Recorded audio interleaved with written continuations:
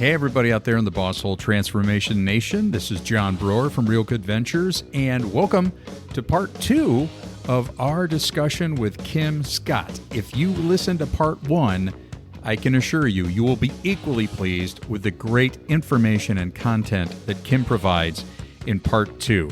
She provides great insight about not just leadership, but becoming an upstander in your organization. Let's get to it.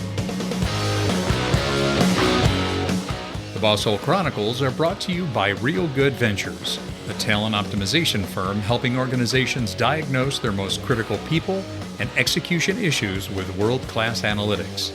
Make sure to check out all the resources in the show notes and be sure to follow us and share your feedback. Enjoy today's episode.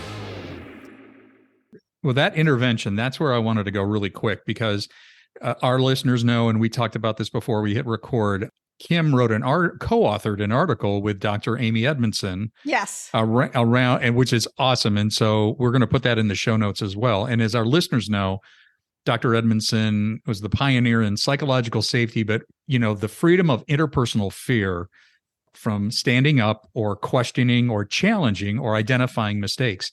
And the reason I'm just bringing this up because it just resonates with me is I had a colleague. I mean, he was known for his sarcasm. Mm-hmm. And sarcasm is just mean. I mean, I don't care. It's just mean-spirited. And he would make sarcastic remarks to another colleague of ours in front of clients.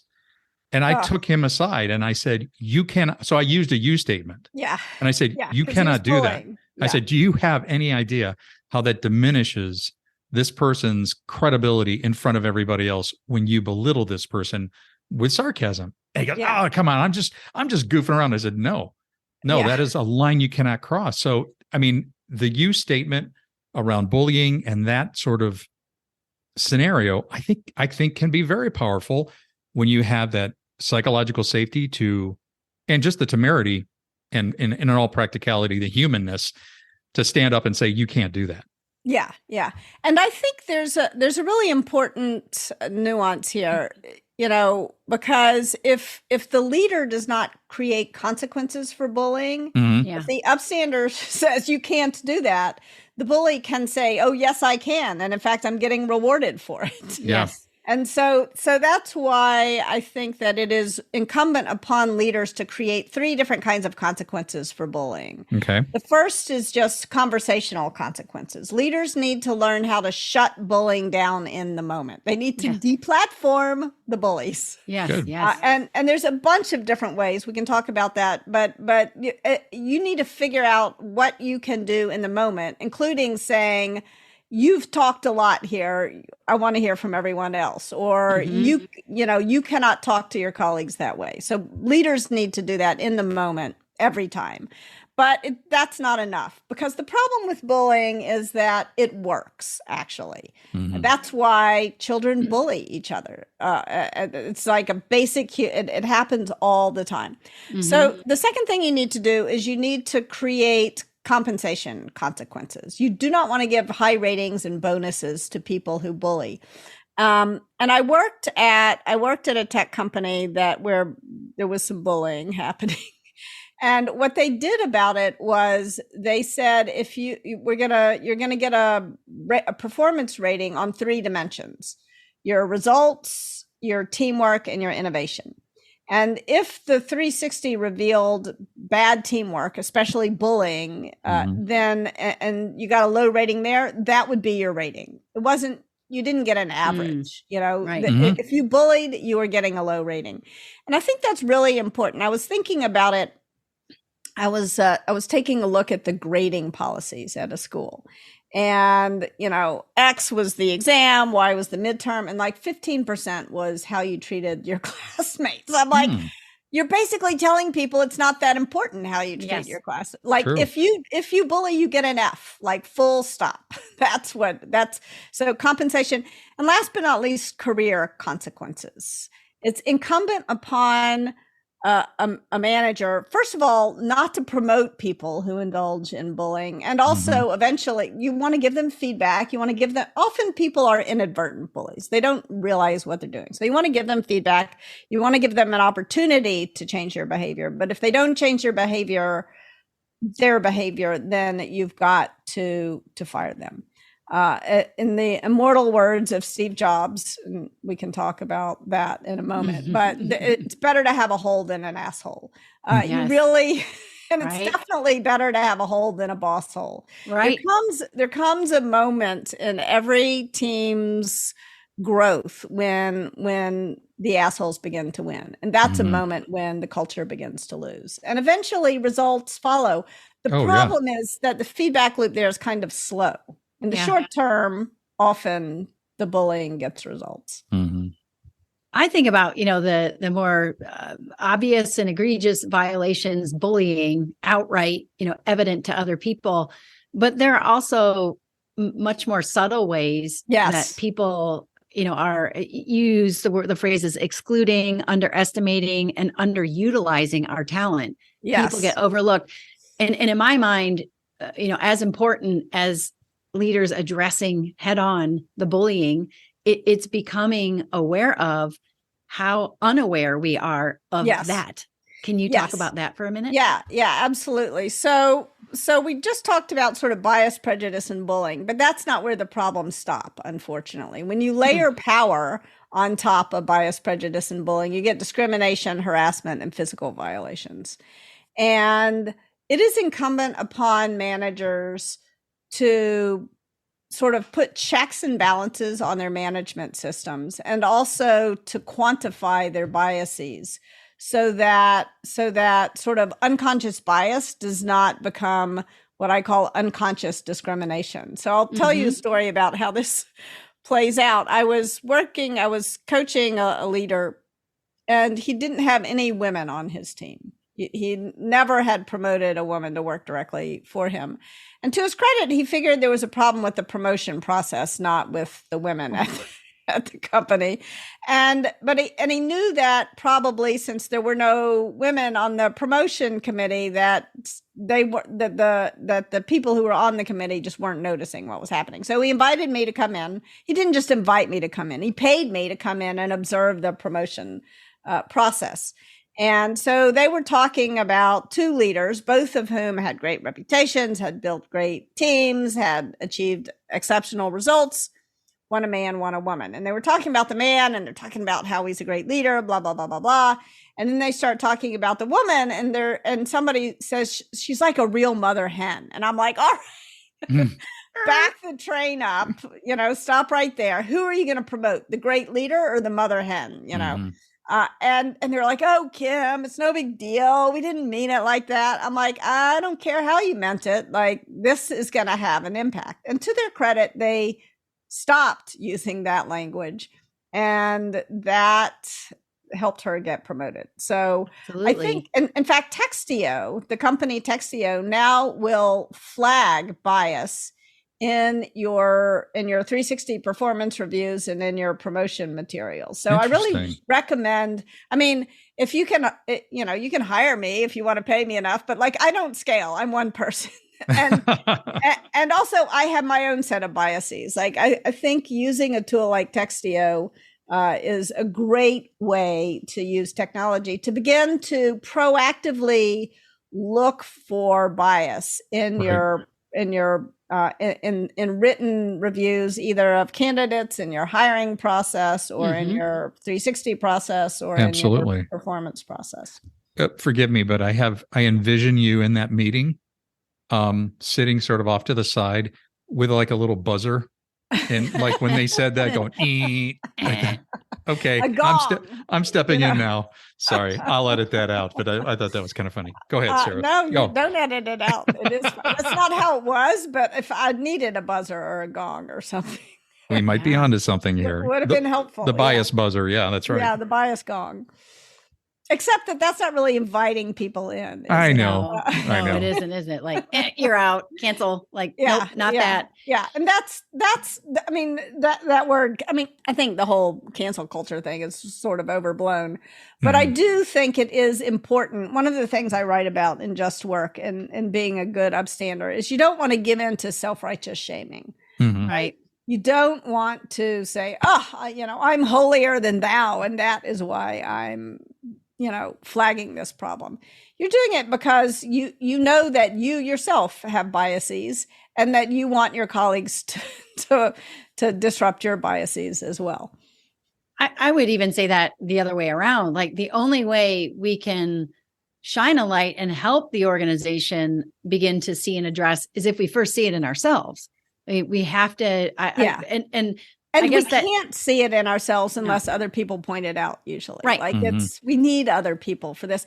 And it's also why I think you cannot address sexism without also addressing racism and homophobia and religious intolerance.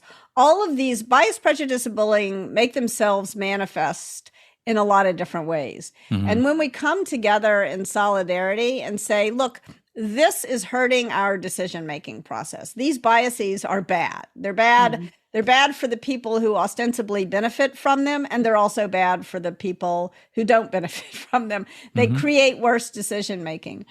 And I think it was the Undoing Project in one of Michael Lewis's books. He talks about a baseball player. I'm so bad with names, but a baseball player who got recruited to Major League Baseball because he kind of looked the part. There was some bias going on. Billy Beane. And then Moneyball. Yeah, we know about Billy Beane. He talks about Moneyball, but he talks much more about how this happens and why, and the Undoing Project, which is about Kahneman and thinking fast and slow. And so, the point is that bias was really bad for everyone. Yes. Bias was even bad for Billy Beane, who ostensibly got the job because of bias. He realized later it would have been better if he didn't get, it's not good for someone who gets a job that they're not qualified for, because all of us have jobs that we would love to do, that we would be great at doing. And if we get a desirable job that we aren't quite qualified for, it's hard to turn that down. And then we wind up doing a job we shouldn't be doing. So bias it's bad for everyone. And if we come together in solidarity to eliminate the bias together and to recognize that we all have biases, and that the biases are bad, then maybe we can, bias is a pattern, and we as human beings are pattern makers, but we are also pattern changers. We can change that pattern. Well, in getting back to the Billy Beane story, I mean, if you think about the old framework of how they recruited baseball, I mean, just to really talk about, they recruited him based on an old framework, just as we promote people based on an old framework. Yes. Biases or mental models, whatever you want to call it. That has got to change. If we don't change it, we will continue to have, we just published an episode on Gallup's recent study that disengagement is at a 9-year high. And it's totally fixable, not with the old model, though. It can't be. Yeah. And I think one of the things in Radical Candor that I talk about is the traditional promotion framework, which I think is broken. The sort of performance potential. 9 box framework. Awful. I mean, because there is no such thing. I'm going to say a controversial subject. You can disagree with me, but I would argue there's no such thing as a low potential human being, right? Correct. Everyone has potential to be excellent at some job, right? And to love that job. Actually, I also don't think that work is something that is drudgery that we have to do in order to keep body and soul together. I mean, maybe that's a privileged position. But at certain points, you do have to work, right? And in fact, my management career was something that I chose to do. I didn't have to do it, but I chose to do as a way to subsidize my novel writing habit, because I could not make a living writing novels. Right. And so, but that didn't mean that I had to hate being a manager. It just meant, and it also didn't mean that I could get away with being a bad manager. I had to try to put the best of myself into that job that was supporting me so that I could write the novels. And we will be right back. With employee disengagement at its highest level in 9 years, your company can't afford to miss the mark when it comes to optimizing your hiring, management, and team performance practices. At its lowest level, employee turnover costs you $11,000 per person. And those are dollars you can easily save with the right set of people analytics. Real Good Ventures is a talent optimization consultancy specializing in world-class analytics specific to your people and the critical role they play within your organization. Gain confidence in your hiring practices, keep the boss holes from driving your talent away, design your teams for flawless execution, and create a culture that offers meaning and fulfillment. Real Good Ventures has a family of validated diagnostic tools specific to the human aspect of business, because we know that all business issues are people issues. Visit us today at www.realgoodventures.com and bring meaning and fulfillment back into your workplace.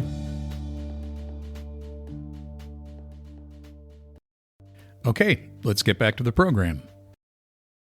Well, and if bias is a pattern, and I guess the question I would ask next is, we need help sometimes to uncover the pattern, right? Yes, we do. So here's a simple thing that I will recommend that managers can do to help people disrupt bias. Bias disruptors. It's a 3-part program that you can roll out in 2 minutes. The first is you want to have a shared vocabulary. So I like to use a purple flag. So if I realize I've said something biased, you're going to see me wave this purple flag and say, purple flag. If you all say, with your permission, if you all say something biased, I will wave the purple flag for the rest of our conversation. And the important, don't just use the purple flag. Talk to your team about what's the phrase or vocabulary that they would most like to use to flag bias when they notice it. Some teams say, yo, some teams say bias alert, some teams say, ouch, whatever you want to, I mean, don't use a bias term to flag bias. Words matter, but let kind of defeats the purpose. That's right. Yeah. So that's number one. Number two is you want to teach people to respond well when their bias has been flagged, because it's painful. In fact, usually when someone points out to me that I've said or done something biased, I can tell you in my body where I feel the shame. I feel a tingling in the backs of my knees, the same feeling I get that I get when my children walk too close to the edge of a precipice. So it's a real physical fear. And I'm in lizard brain in that moment, and I need to learn how to move through it. So teach your team what to do when their biases have been pointed out. You want to have compassion for the person who was harmed by the bias, but you also want to have some compassion for the person who said the biased thing, because it's unconscious. Sure. Right? Could that be the example be, don't worry your pretty little head over it? Yeah, that is a bias. There you go. So, there's the purple flag. Purple flag. Go ahead. Sorry. And so what do you do if you're the person who's, so now I'm in my boss's shoes, and I've just said, don't worry your pretty little head, and someone has waved the purple flag. The first thing to say is, thank you for pointing it out, because it took some courage to disrupt the bias. And then the second thing to say is, I get it, and I'm not going to do it again, or I'm going to work on not doing it again. And in acknowledgement that sometimes we say we have biased patterns of speech that take some time to disrupt. So we need to be persistent, patient and persistent. The second thing that he could have said is, maybe would have said, is, thank you for pointing it out. I don't know what I said that was wrong. I don't get it. Can you tell me after the meeting? And the point is, you want to disrupt the bias without disrupting the meeting. So that's why you talk about it after the meeting. But that's really important, is teaching people the vocabulary to use to disrupt it, but also teaching people and acknowledging to everyone that sometimes you're going to be the person who said the biased thing. And if you don't even know why it was biased, you're going to be doubly ashamed, because you've harmed someone and you're ignorant. That's not a happy place to be.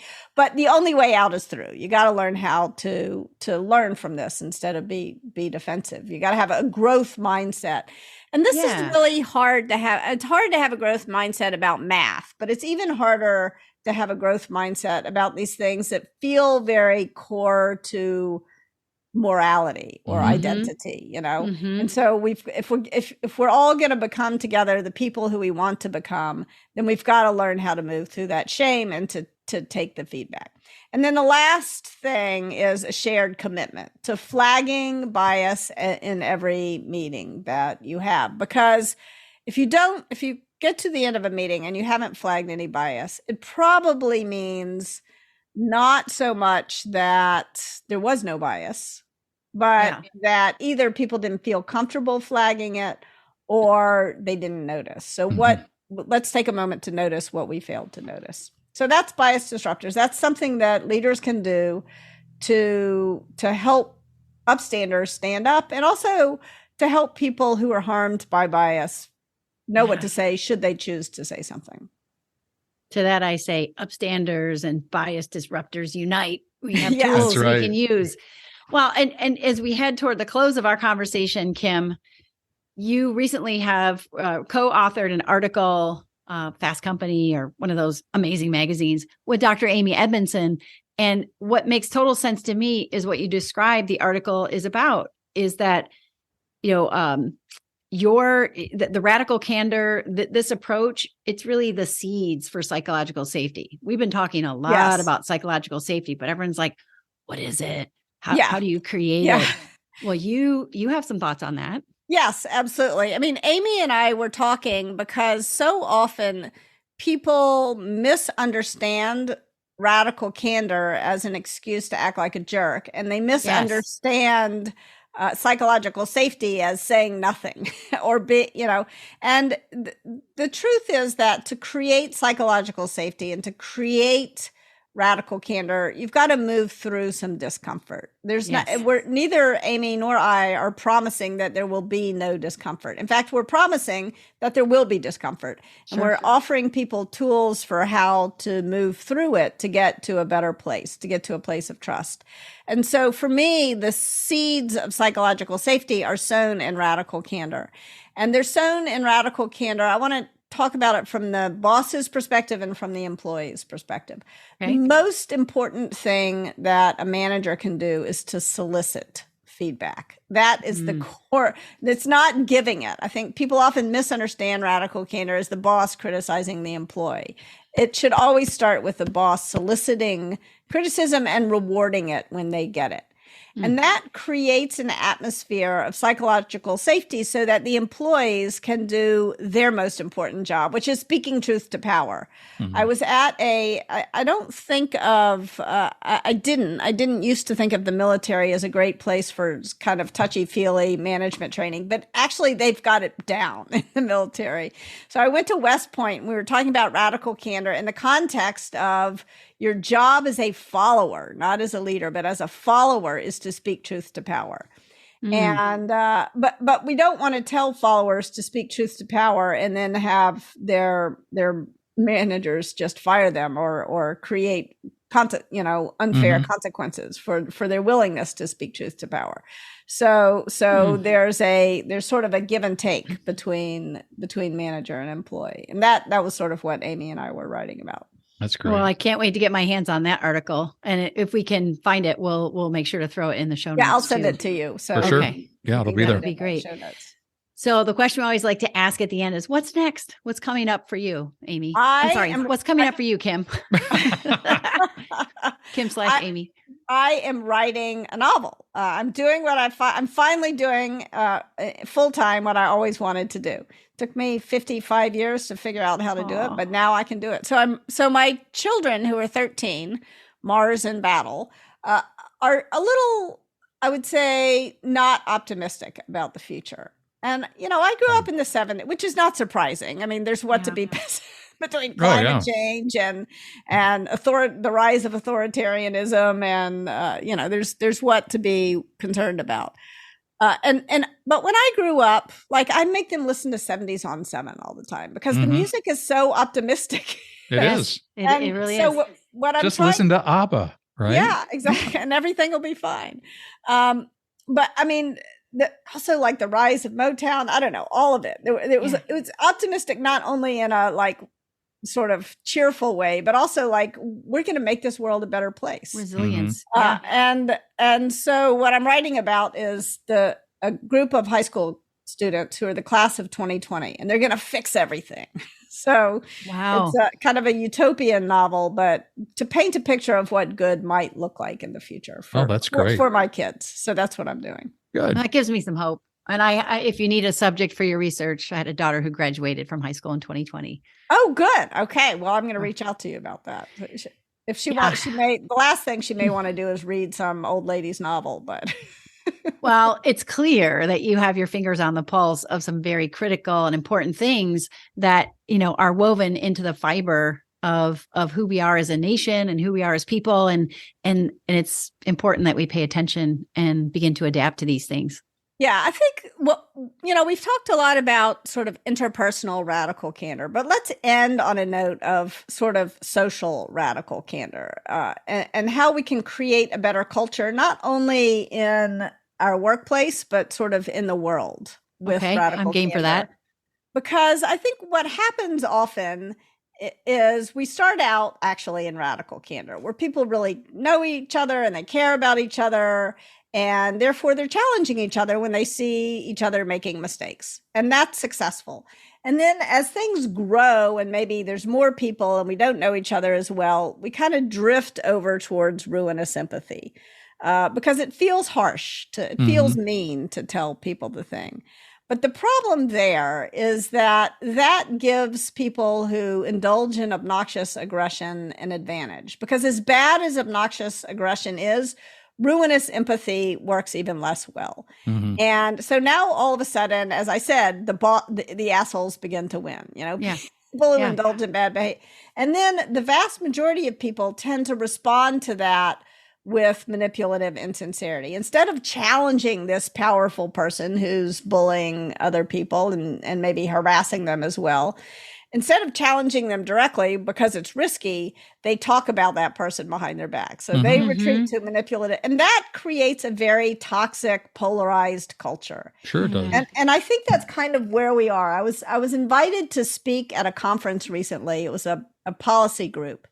And one of the people from the policy group called me up right before, and I realized, oh my gosh, these people are espousing policies that I could not disagree with more vehemently. Right. And so I thought about canceling. And then I thought, that does not feel like it's in the spirit of radical candor. And so I went and I talked to them and I said, look, if you look at my Twitter feed, you'll notice that I disagree with you all, but I think we're all. And so we're talking and we had a good conversation. And in the Q&A inside my head, it was like someone was yelling at me, Kim, these people are not your enemies. These are your fellow citizens. And I like, how did I get to a place where I would view these people as my enemies? And then after it was over, this woman came up to me and said, do you believe this? And I said, yes. Do you believe that? And I said, yes. She kind of cocked her head and looked at me and she said, you don't seem like an evil person. Wow. And I would have thought she was ridiculous, but I had just had the same thought 5 minutes before. How about them? And so Right. like, let's talk to it. We can disagree with each other and still respect each other. That is, you don't have to respect every belief that another person has, but you do have to respect the person. And that's the floor of care personally for radical candor. Absolutely. I'm sorry, I'm going back to the 1970s when you just said that the civility that we seem to have between people, not to say that there weren't social issues going on in the 70s, 80s, 60s, all decades, but gosh, I hope we can get back to civility and kindness. Yeah, and still civility, understand kindness without the denial that maybe exactly came with the civility and the right. And we can get there. We can. I think we can. Yeah. Well, great. Oh, Kim, we can't thank you enough for your time and for the way you packaged this essential information. And we're so grateful to have the chance to feature you and your work and your writing on the Boss Hole Chronicles. We are kindred spirits indeed. We would like to conjointly rid the world of boss holes altogether by giving them tools. Because I think when we started talking before we hit record, you said, managers need hugs too. We believe no one's born to be a boss hole. We surround people with love and respect, and we thank you for bringing us to this conversation today. Thank you so much. Really enjoyed the talk. And when the novel publishes, we'll have to have you back. All right. I'll be back. All right, Sounds everybody. good. Thanks for listening, and we'll see you next time on the Boss Hole Chronicles. We'd like to thank our guest today on the Boss Hole Chronicles. And if you have a Boss Hole Chronicles story of your own, please email us at mystory@thebossholechronicles.com. Once again, mystory@thebossholechronicles.com. We'll see you again soon.